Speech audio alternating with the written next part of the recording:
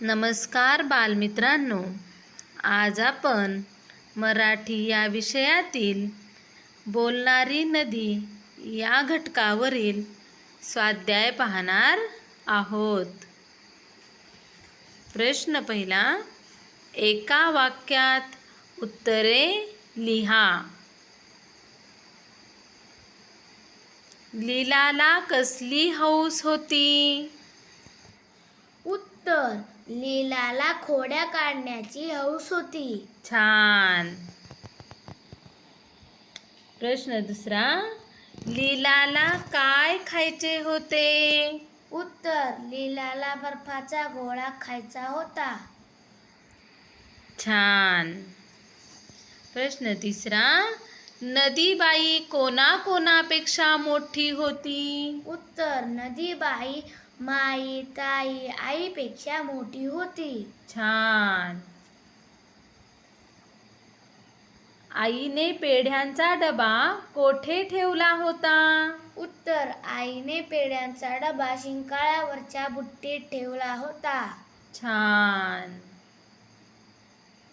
प्रश्न पाचवा, पेढा घेऊन लीला कोठे गेली? उत्तर, पेढा घेऊन लीला गोट्याकडे गेली. छान. आता कोण कोण आज म्हणाले सांगा पाहू. नको बुडवू शाळा.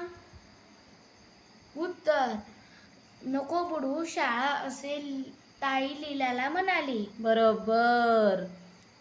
काय खाऊ आणलास? उत्तर, काय खाऊ आणलास असे लीला भोला मामाला म्हणाली. बरोबर. तू बदामी पेढे नदीत टाकलेस?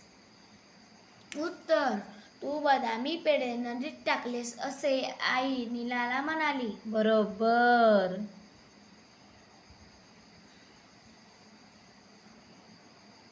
काय ग लीला, नदी तुझ्याशी बोलते?